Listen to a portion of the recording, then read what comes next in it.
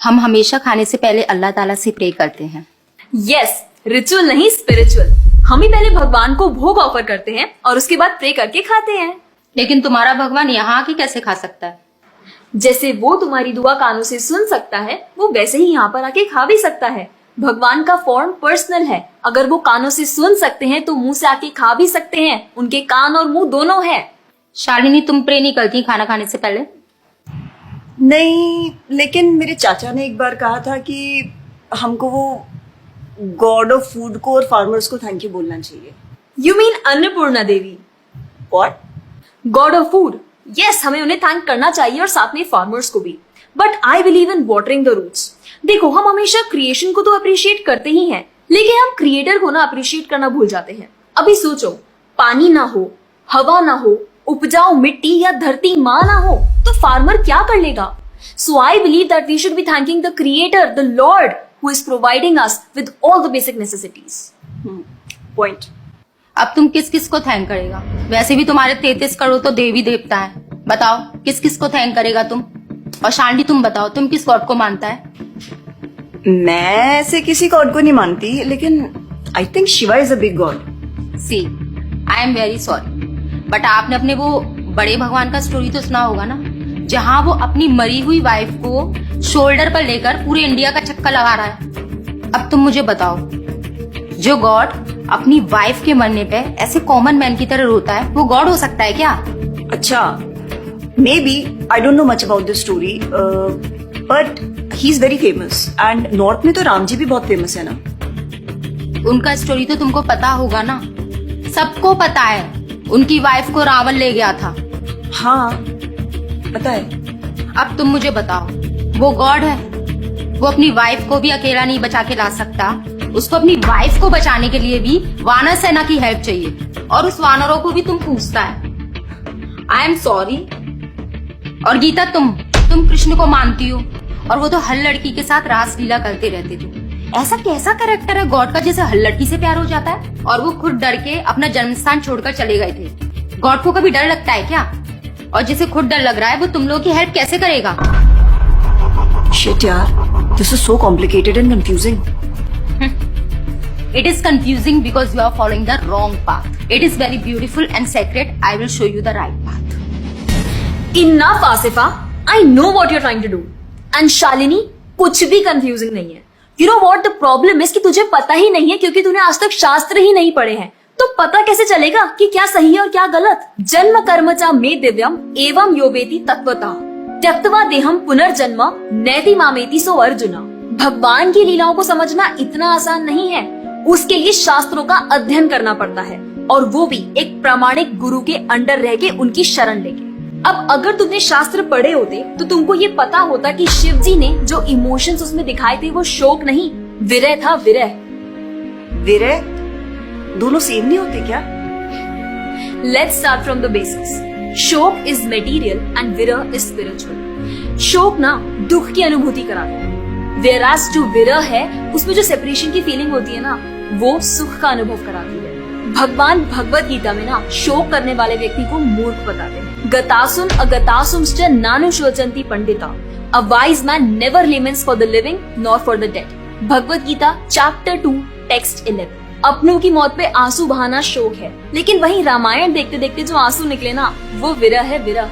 और ऐसे विरह से हमारा भगवान के प्रति प्रेम बढ़ता है। तो जिस तरह से शिव जी ने विरह को दिखाया था, उसी तरह राम जी भी सीता मैया के जाने के बाद विरह में भटकते हुए रो रहे थे। और यही नहीं, सीता देवी इतनी प्योर है ना कि उन्हें राम जी के अलावा कोई टच भी नहीं कर सकता था। रावण जिनको लेके गया था वो छाया सीता देवी थी। असली सीता देवी तो अग्नि में समा गई थी, और वो अग्नि परीक्षा के वक्त बाहर आई थी। और आसिफा, तू क्या बोल रही थी? भगवान राम को अपनी पत्नी को बचाने के लिए वानरों की मदद लेनी पड़ी थी। I mean, God is all powerful, right? हाँ, I mean, वो अकेले भी तो मार सकते थे ना। यार शालिनी, अगर तूने कभी रामायण पढ़ी होती तो तुझे पता होता, जब खर और दूषण आए थे अपने 15,000 ऐसे दानवों के साथ जो इंसान को खा जाते थे, उन सब के साथ राम जी ने अकेले बिना किसी की हेल्प के उन सबके चिथड़े उड़ा दिए थे। अब ऐसे राम के लिए रावण को मारना मुश्किल है क्या? हाँ, लेकिन बाद में वानरों की हेल्प क्यों ली? उनको अपनी सेवा में लगाने के लिए, उनकी ग्लोरीज बढ़ाने के लिए। अरे उन्होंने तो एक छोटी सी गिलहरी तक को अपनी सेवा में लगा लिया था। What? कभी पढ़ा हो तो पता हो ना। खैर, और हम हनुमान जी की पूजा इसीलिए करते हैं क्योंकि भगवान तक पहुंचने का रास्ता उनके भक्तों की सेवा है। जब भगवान देखते हैं कि मेरे भक्तों का गुणगान हो रहा है या कोई सेवा कर रहा है तो वो बहुत खुश होते हैं। जैसे मैं तेरी मॉम के सामने अगर तेरी तारीफ करूं तो वो खुश होती है ना। Point.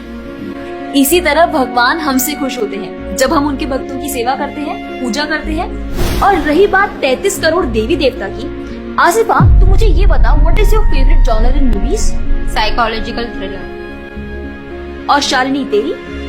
Romantic and comedy. Exactly. जैसे हर किसी का अपने नेचर के अकॉर्डिंग फेवरेट जॉनर होता है, वैसे ही भगवान ने हर किसी के नेचर के अकॉर्डिंग व्यक्ति के लिए उसके नेचर के अनुसार वेद और पुराण दिए हैं। और उन्हीं पुराणों को फॉलो करके लोग अपनी देवी देवता की तरफ अट्रैक्ट होते हैं। और ये सभी देवी देवता भगवान की ही सेवा कर रहे हैं। जैसे रोशनी के देवता सूर्यदेव, हवा के देवता वायुदेव, बारिश के देवता इंद्रदेव। जैसे एक सरकार चलाने के लिए इतनी सारी पोजीशंस होती हैं, वैसे ही इस पूरे ब्रह्मांड को चलाने के लिए अलग अलग देवी देवताओं की जरूरत पड़ती है। तो मतलब वो अपनी पोजीशन का मिसयूज करेंगे, किसी भी लड़की के साथ कुछ भी करेंगे, रास लीला करेंगे। Stop it Asifa, now you are crossing the line. तुझे पता ही क्या है कृष्ण के बारे में? जो लोग बोलते हैं कि कृष्ण करे तो रास लीला है, हम करे तो कैरेक्टर ढीला है, उनको बोलो पहले भागवतम पढ़ लें। ठीक रास लीला से पहले भगवान ने गोवर्धन उठाया था। उनको बोलो पहले जाके गोवर्धन पर्वत उठाए। पैदा होते ही पूतना को मारा था, बच्चे से एक मच्छर नहीं मारा जाता। When he was crawling, मुख में ब्रह्मांड दिखा दिया था। तू अपने मुंह में अपना ये हॉस्टल ही दिखा दे आसिफा। क्या तुम जानते हो द्वारका में भगवान श्री कृष्ण की 16,108 रानियां थी और सबके अलग अलग महल थे और हर एक महल में श्री कृष्ण सबके साथ होते थे एक ही समय पर। रोज सारी रानियां कृष्ण से खुश थीं और उन सब की जरूरतें कृष्णा पूरी करते थे। क्या किसी नॉर्मल से इंसान के लिए ये सब संभव है? आज के टाइम पे तो एक ही नहीं संभलती, लेकिन उस टाइम सारी रानियां एक दूसरे के साथ खुश थीं और उन्हें खुश कृष्ण रखते थे। क्यों? क्योंकि वो भगवान है। और रही बात ब्रज की गोपियों के साथ रास लीला करने की, तो इतना जान लो कि रास लीला के टाइम पर करोड़ों गोपियां थी और कृष्ण पूरे टाइम हर एक गोपी के साथ मौजूद थे और उनके साथ डांस कर रहे थे एक टाइम पे करोड़ों गोपियों के साथ। ये सब बहुत डीप लीलाएं हैं और ये सब तभी पता चलेगी जब साधुओं के संग में रह के शास्त्रों को पढ़ा जाएगा। हवा में तीर चलाने से या सुनी सुनाई बातों पर यकीन करने से कुछ नहीं होने वाला। और रही बात अपने भक्तों को बचाने की, तो भगवान ने तो अपने भक्त परीक्षित महाराज को गर्भ में बचाया। 5 साल के प्रहलाद महाराज के लिए नरसिंह अवतार लेकर आए और उनको बचाया। यहाँ तक कि वो अपने गुरुदेव सांदीपनी मुनि के बेटे को मरने के बाद वापस लाए और उनको जिंदा किया।